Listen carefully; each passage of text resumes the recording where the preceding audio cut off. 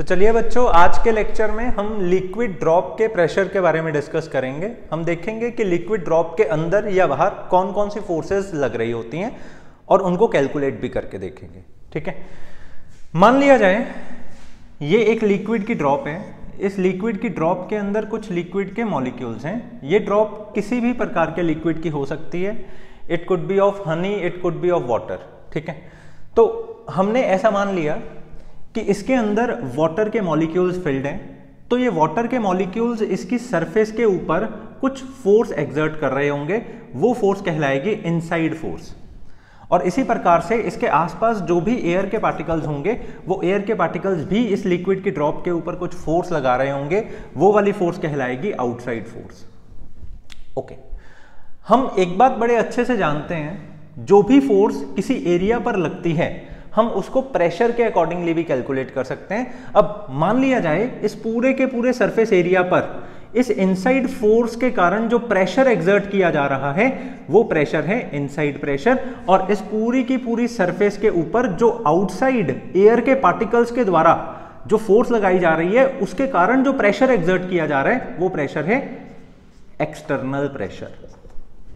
ठीक है, ये छोटी सी बात बस समझ लेना कि अंदर के जो लिक्विड के पार्टिकल्स हैं वो कुछ फोर्स लगा रहे हैं, वो फोर्स के कारण सरफेस के ऊपर एक प्रेशर सा फील हो रहा है, और बाहर के जो एयर के पार्टिकल्स हैं वो भी कुछ फोर्स लगा रहे हैं। अब उस सरफेस के ऊपर उस फोर्स के कारण भी कुछ प्रेशर एक्सर्ट हो रहा है। ओके, अब देखा ऐसा जाता है कि एक सिचुएशन पर ये लिक्विड की ड्रॉप ना ही बढ़ रही होती है ना ही छोटी हो रही होती है, और हम उस सिचुएशन को बोलते हैं इक्विलिब्रियम सिचुएशन। तो बेटा उस इक्विलिब्रियम सिचुएशन में हम ऐसा बोल सकते हैं कि जो बाहर वाला प्रेशर है और जो अंदर वाला प्रेशर है वो डेफिनेटली क्या होगा, सेम होगा। ठीक है ना, क्योंकि ना ही हमारी ड्रॉप बड़ी हो रही है ना ही हमारी ड्रॉप छोटी हो रही है। तो दैट मीन्स जो इनसाइड प्रेशर है वो आउटसाइड प्रेशर के क्या होगा, बराबर होगा। ठीक है, इस बात को नोट कर लो अच्छे से, ऐसा नहीं होता। जब भी कभी भी हमारी लिक्विड की ड्रॉप इक्विलिब्रियम सिचुएशन में होती है तो अंदर का प्रेशर और बाहर का प्रेशर सेम नहीं होता। ठीक है, ओके, तो मतलब कोई तो प्रेशर फिर ज्यादा होता होगा। अगर सेम नहीं है तो या तो बाहर वाला ज्यादा होता होगा या अंदर वाला ज्यादा होता होगा। बिल्कुल ठीक। फिजिक्स के लैब्स के अंदर हमने ये चेक किया कि जो लिक्विड की ड्रॉप के अंदर के पार्टिकल्स होते हैं ना, उनके द्वारा जो प्रेशर लगाया जाता है, मतलब जो इनसाइड प्रेशर होता है वो बड़ा प्रेशर होता है किसके कंपैरेटिवली, आउटसाइड प्रेशर के कंपैरेटिवली। तब जाकर वो लिक्विड की ड्रॉप क्या हो पाती है, स्टेबल हो पाती है। ये बहुत ही इंपॉर्टेंट पॉइंट है और मैक्सिमम बच्चों को इतनी क्लियरिटी से ये बात की जानकारी नहीं होती कि किसी भी लिक्विड के ड्रॉप कि इक्विलिब्रियम सिचुएशन के अंदर उसके इनसाइड वाला जो प्रेशर होता है वो उसके आउटसाइड वाले प्रेशर से बड़ा होता है। अब सवाल आता है कितना बड़ा होता है। ठीक है, सबसे पहले इस सवाल के आंसर से पहले हम ये सोचते हैं कि वो बड़ा क्यों होता है। ठीक है बेटा, वो बड़ा इसलिए होता है क्योंकि जितने भी अंदर लिक्विड के पार्टिकल्स होते हैं ना, वो सारे के सारे पार्टिकल्स एक दूसरे के ऊपर कुछ फोर्स एक्सर्ट कर रहे होते हैं। एंड स्पेशली इस सरफेस के जो लिक्विड के पार्टिकल्स होते हैं, इस सरफेस के लिक्विड के पार्टिकल्स चाहते हैं कि ये जितने भी पार्टिकल्स हैं ये एक दूसरे के क्लोज रहें, और इसी फोर्स को ही हम क्या नाम देते हैं, सरफेस टेंशन। ठीक है ना, इस चीज की जानकारी सब बच्चों को होनी चाहिए कि जब भी कभी भी एक लिक्विड का पार्टिकल दूसरे लिक्विड के पार्टिकल के साथ में टच में होता है तो वो दोनों के बीच में एक इंटर एटॉमिक फोर्स लग रही होती है, और उसी इंटर एटॉमिक फोर्स को हम क्या बोलते हैं, सरफेस टेंशन। आपने ये फील किया होगा कि इस दुनिया में जितनी भी ड्रॉपलेट्स होती हैं वो सारी की सारी ड्रॉपलेट्स अल्टीमेटली स्फेरिकल होती हैं। मतलब अगर मैं किसी टेबल के ऊपर भी पानी गिराता हूं तो वो पानी अपने आप को सुकोड़ने लग जाता है। क्यों? क्योंकि उनके पार्टिकल्स के बीच में एक इंटर एटॉमिक फोर्स लग रही होती है। वो इंटर एटॉमिक फोर्स का ही नाम होता है सरफेस टेंशन। ठीक है जी, वो सरफेस टेंशन वाली फोर्स रिस्पॉन्सिबल होती है किसी भी ड्रॉपलेट के स्फेरिकल होने के कारण। तो इसी प्रकार जितने भी अंदर लिक्विड के पार्टिकल्स हैं या फिर इसकी सरफेस के ऊपर लिक्विड के पार्टिकल्स हैं, वो कुछ एक्स्ट्रा प्रेशर लगाते हैं अपने ही पार्टिकल्स के ऊपर। ठीक है जी, और वो एक्स्ट्रा प्रेशर के कारण अंदर का प्रेशर बड़ा हो जाता है और बाहर का प्रेशर कम हो जाता है। तो अपनी नॉलेज में क्लियरली इस बात को बिठा लो कि लिक्विड की ड्रॉप के अंदर का प्रेशर ज्यादा इसलिए होता है क्योंकि सरफेस टेंशन वाली फोर्स एक्ट कर रही होती है लिक्विड के पार्टिकल्स और अनदर लिक्विड के पार्टिकल्स के बीच में। ठीक है जी। और अब हम आ जाते हैं अपने वही सवाल के ऊपर, कितना प्रेशर इनसाइड ज्यादा होता है आउटसाइड के कंपैरेटिवली। ठीक है, याद रखना कि जो इनसाइड प्रेशर होता है और जो आउटसाइड प्रेशर होता है उनमें जो डिफरेंस होता है वो 2s/r जितना होता है। यहां पर s डिनोट करता है सरफेस टेंशन से और r डिनोट करता है रेडियाई ऑफ ड्रॉप से। हमारी ये जो लिक्विड की ड्रॉप है इसका जो रेडियस है उसको हम r से डिनोट करते हैं और अंदर जो प्रेशर लग रहा होता है और बाहर जो प्रेशर लग रहा होता है उसमें से अंदर वाला प्रेशर बड़ा होता है बाहर वाले प्रेशर के कंपैरेटिवली, और वो कितना बड़ा होता है, ट्वाइस कर दो उस सरफेस टेंशन वाली फोर्स का और डिवाइड कर दो रेडियस से। ठीक है जी, ये क्लियर कट इक्वेशन है, ये आपने सीख ली। अब हमें इसका प्रूफ करना है कि ये डेरिवेशन बनती कैसे है, मतलब ये रिजल्ट आता कैसे है। ठीक है जी, ओके। प्रूफ बेटा हर साल आता है पेपर में, शायद ही कोई साल होगा जिसके अंदर आपको लिक्विड ड्रॉप के इनसाइड प्रेशर के ज्यादा होने का प्रूफ ना पाया जाए। ठीक है ना, ये आएगा ही आएगा आपके पेपर में। इसको लिखना कैसे है वो एक एक बात मैं आपको बताने जा रहा हूं, इसी अकॉर्डिंगली लिखना, डायग्राम भी यही ड्रॉ करना ताकि आपके मार्क्स ना वहां पे कटे। ठीक है जी, ओके। तो let us start with, let us suppose हमारे पास में एक लिक्विड की ड्रॉप है। इस लिक्विड की ड्रॉप के अंदर का प्रेशर ज्यादा है और बाहर का प्रेशर कम है, ये ऑलरेडी हम जानते हैं। ठीक है, तो इसके कारण हम ऐसा मान लेते हैं कि अंदर वाले प्रेशर के कारण ये लिक्विड की ड्रॉप का थोड़ा सा एरिया जो है वो इंक्रीज हो गया। मेरे कहने का ये मतलब है, पहले हमारी जो लिक्विड की ड्रॉप थी वो r रेडियस जितनी थी, क्योंकि अंदर से बाहर की तरफ कुछ प्रेशर लगा, उस प्रेशर के कारण इसका जो रेडियस है वो थोड़ा सा बढ़ गया। ध्यान देना, मैंने यहां पर ओनली डेल्टा आर इंक्रीज किया है, यहां पर डेल्टा आर डिनोट कर रहा है increase in radius, increase in radius. ठीक है ना, और ध्यान रहे ये क्या है, स्मॉल, ये बहुत स्मॉल है। ओके, तो अगर मेरे से कोई पूछे कि इस लिक्विड की ड्रॉप को थोड़ा सा बढ़ाने के लिए हमें कितना वर्क डन करना पड़ा है, वो कितना होगा, work done in expansion of liquid drop. हाँ बेटा, वर्क डन का क्या फॉर्मूला होता है, फोर्स मल्टीप्लाई बाय डिस्प्लेसमेंट। एकदम बेसिक से करेंगे, ठीक है ना। वर्क डन का फॉर्मूला होता है फोर्स मल्टीप्लाई बाय डिस्प्लेसमेंट। और ध्यान रहे, हमेशा वर्क डन कैलकुलेट करते समय जो फोर्स हम लोग कैलकुलेट करते हैं वो फोर्स कौन सी होती है, नेट फोर्स। अब क्योंकि अंदर से बाहर की तरफ कुछ फोर्स लग रही है, वो क्या है, इनसाइड फोर्स, और बाहर से अंदर की तरफ कुछ फोर्स लग रही है, वो क्या होती है, एक्सटर्नल फोर्स। तो नेट फोर्स कितनी हो गई, क्योंकि इनसाइड वाली ज्यादा है बाहर वाली कम है, तो नेट फोर्स कितनी होगी, inside force minus outside force multiply by displacement कितनी हो गई, क्योंकि इस इनसाइड और आउटसाइड फोर्स के नेट फोर्स ने ही ये डिस्प्लेसमेंट की है डेल्टा आर। तो डिस्प्लेसमेंट की प्लेस पर हम क्या भर देंगे, delta R. I hope so it is very clear to you.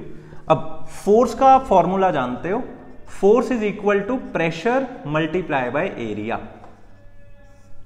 ठीक है जी, तो इनसाइड वाली जो फोर्स है उसको मैं क्या लिख सकता हूं, inside pressure multiply by area. Area of a liquid drop कितना होता है, 4 पाई आर का स्क्वायर, माइनस आउटसाइड फोर्स को मैं क्या लिख सकता हूं, outside pressure multiply by area. Area को क्या लिख सकते हैं, 4 पाई आर का स्क्वायर। इसको हमने मल्टीप्लाई कर दिया जितनी भी हमने डिस्प्लेसमेंट की है, और इसमें से कुछ कॉमन आ सकता है, वो कॉमन हमने बाहर ले लिया, that is 4 pi are square, और डेल्टा आर तो पहले से ही बाहर है, तो अंदर हमारा आ गया P I minus P not. ये जो हमने कैलकुलेट किया, ये हमने वर्क डन कैलकुलेट किया है in expansion of drop up to delta R radii. ठीक है जी, ध्यान में रखना ये इंपॉर्टेंट एक्सप्रेशन है। ये अकेला एक्सप्रेशन भी बहुत बारी हमें न्यूमेरिकल्स के अंदर करना पड़ जाता है। ओके, अब मान लिया जाए ये वाले वर्क डन से हुआ क्या, इसका जितना भी एरिया था वो इंक्रीज हो गया। ठीक है, एक चीज हमेशा याद रखना, किसी भी लिक्विड की ड्रॉप का जब एरिया बढ़ जाता है तो उसके सरफेस के जो पार्टिकल्स होते हैं वो लूज हो जाते हैं। लूज हो जाने के कारण उनके बीच में जो एक दूसरे को अट्रैक्ट करने की क्षमता होती है वो भी कम हो जाती है। ठीक है ना, क्या बोला मैंने, जब सरफेस एरिया बढ़ जाता है, भले ही थोड़ा सा बढ़े पर बढ़ा तो है ना, जब सरफेस एरिया बढ़ जाता है तो उनके पार्टिकल्स लूज हो जाते हैं। लूज हो जाने के कारण उनके पार्टिकल्स के बीच में डिस्टेंस इंक्रीज हो जाता है। डिस्टेंस इंक्रीज हो जाने के कारण एक दूसरे पार्टिकल्स को खींच पाने की जो क्षमता होती है वो क्या हो जाती है, कम हो जाती है। तो इसी चीज को हम बोलते हैं, उनके पार्टिकल्स की एनर्जी कम हो जाती है एक दूसरे को खींच पाने की। इसी एनर्जी को हम बोलते हैं सरफेस एनर्जी। ठीक है जी, ओके। तो क्योंकि हुआ क्या, यहां पर इंक्रीज इन सरफेस एरिया हुआ, इस इंक्रीज इन सरफेस एरिया के कारण सरफेस एनर्जी में चेंज आया। ठीक है ना, तो एक लाइन आप वहां पर लिख देंगे, इंपॉर्टेंट है ये line, due to increase in surface area, surface energy of the drop changes. ठीक है जी, अब वो जो चेंज इन सरफेस एनर्जी होती है, देखो बेटा ऑलरेडी मैंने ये बात आपको बहुत बारी बताई हुई है, दुनिया में कोई भी एनर्जी हो वो होती वर्क डन के ही बराबर है। आप में जितनी एनर्जी होगी भाई, काम भी तो आप उतना ही करोगे ना, तो ये भी चेंज इन सरफेस एनर्जी है, तो ये चेंज इन सरफेस एनर्जी उतनी ही होगी जितना हम काम करेंगे। तो अल्टीमेटली ये जो मैं कैलकुलेट करने जा रहा हूं ना, ये किसके बराबर रखा जा सकता है, इसके बराबर। तो हम करेंगे भी ऐसा ही, हम इसको पूरा कैलकुलेट कर लेंगे, चेंज इन सरफेस एनर्जी को कैलकुलेट कर लेंगे, उसके बाद इसके बराबर रख देंगे। ठीक है ना, तो बेटा चेंज इन सरफेस एनर्जी का क्या फॉर्मूला होता है, क्योंकि है तो वर्क डन ही है, तो वर्क डन का क्या फॉर्मूला होता है, फोर्स इनटू डिस्प्लेसमेंट। अब ध्यान रहे, ये change in surface energy liquid के पार्टिकल्स के ऊपर हुई है, तो इसीलिए फोर्स भी कौन सी लगाई जाएगी, जो लिक्विड के पार्टिकल्स दूसरे लिक्विड के पार्टिकल्स के बीच में लगा रहे थे, और उसी फोर्स को हम क्या नाम देते हैं, सरफेस टेंशन। बताया ना मैंने आपको, यहां पर भी वही चीज बताई, एक लिक्विड का पार्टिकल दूसरे लिक्विड के पार्टिकल के ऊपर जो फोर्स लगाता है वो क्या होती है, सरफेस टेंशन। तो बेटा ये जो चेंज इन सरफेस एनर्जी के बीच में फोर्स कैलकुलेट हम करेंगे वो सरफेस टेंशन वाली फोर्स करेंगे, और ये सरफेस टेंशन वाली फोर्स, इस सरफेस टेंशन वाली फोर्स की डेवलपमेंट कब हुई है, जब हमने उसका एरिया बढ़ाने की कोशिश की। मतलब अब की बारी जो डिस्प्लेसमेंट की गई है वो किस में की गई है, उसके एरिया में की गई है, उसका एरिया हमने इंक्रीज कर दिया। जब आर रेडियस से डेल्टा आर रेडियस हो गया तो इसका जो एरिया है ये वाला, ये कितना है, मान लो ये एरिया है डेल्टा ए, ये इंक्रीज हो गया। एक बार फिर, जब भी कभी भी लिक्विड की ड्रॉप को हम एक्सपैंड करते हैं तो उसका एरिया इंक्रीज हो जाता है। एरिया इंक्रीज होने को हम यहां पर क्या मान रहे हैं, डेल्टा ए मान रहे हैं, और एरिया इंक्रीज होने के बाद में उनके पार्टिकल्स आपस में स्ट्रेच हो जाते हैं। स्ट्रेच हो जाने के बाद वो पार्टिकल्स एक दूसरे के ऊपर जो फोर्स लगा रहे होते हैं ताकि वो टूटे ना, वही फोर्स क्या होती है, सरफेस टेंशन। तो मतलब चेंज इन एरिया हो जाने के कारण जो फोर्स लगेगी that is surface tension, and this is equal to delta U. इस बात को ऐसे ही आपको समझना पड़ेगा, ठीक है, और अच्छे से दो बारी सुनकर अपने दिमाग में बिठा लो। अब आगे बढ़ते हैं। ये जो हमने सरफेस टेंशन बनाई है, इसको हम ऐसे ही रखेंगे। चेंज इन सरफेस एरिया क्या हो गया, बाद में हमारा सरफेस एरिया बड़ा हो गया, मतलब final surface area minus initial surface area. अब सरफेस टेंशन ऐसे ही है, फाइनल सरफेस एरिया को हम क्या लिखेंगे, क्योंकि हमारा जो न्यू रेडियस है वो कितना हो जाएगा, आर प्लस डेल्टा आर हो जाएगा। तो फाइनली हमारा जो सरफेस एरिया है that will become R plus delta R वाला सरफेस एरिया। अब surface area of a sphere का क्या फॉर्मूला होता है, 4 पाई आर का स्क्वायर। अब आर की जगह पे क्या लिख देंगे, आर प्लस डेल्टा आर का स्क्वायर माइनस इनिशियली जो सरफेस एरिया है उसको हम क्या लिखेंगे, 4 पाई आर का square. I hope so it is very clear. इसके बाद सरफेस टेंशन ऐसे ही आ गया, 4 पाई a प्लस बी का whole square will become a square plus B square plus 2r delta R, ठीक है, माइनस 4 पाई r का स्क्वायर ऐसे ही आ गया। अब इस पूरे में से आप क्या कॉमन ले सकते हैं? आप 4 पाई को कॉमन ले सकते हैं। Now this will become change in surface energy is equal to 4 pi into S multiply by R square plus delta R square minus 2r delta R, it is plus 2r delta minus R का square, ठीक है ना। इसमें से भी और इसमें से भी हमने 4 पाई को ले लिया कॉमन। अब आर स्क्वायर से कट गया R square and here we have got 4 pi S delta R square plus 2r delta R, इसको हमने ब्रैकेट में ऐसे बंद कर दिया। अब क्योंकि ऑलरेडी मैं आपको एक बात बता चुका हूं कि ये जो डेल्टा आर है ना, ये स्मॉल इंक्रीज इन रेडियस है, ठीक है ना। तो जब कोई भी चीज जो बहुत छोटी हो हम उसका स्क्वायर कर दें तो वो क्या हो जाती है? निगलेक्ट हो जाती है, ठीक है ना। तो यहां पर डेल्टा आर के स्क्वायर को हम क्या कर देंगे? निगलेक्ट कर देंगे। तो as a result we will be getting 4 pi S into 2r delta R, ठीक है जी। अच्छे से बात समझ में आ गई। 4 pi S 2r delta are, ये हमारे आ गई इंक्रीज इन सरफेस एनर्जी, ठीक है जी। अब ये जो इंक्रीज इन सरफेस एनर्जी आई है, ये क्यों आई है? जब हमने उस लिक्विड ड्रॉप को एक्सपैंड किया, और एक्सपैंड करने में हमें जो वर्क डन लगाना पड़ा वो कौन सा वर्क डन था? ये वाला वर्क डन था। तो हम क्या करेंगे? हम इसको मान लेते हैं इक्वेशन नंबर 2 और इसको मान लेते हैं इक्वेशन नंबर 1। अब equation number 1 and equation number 2 को हम कर देंगे इक्वेट, ठीक है ना। Okay, that means equating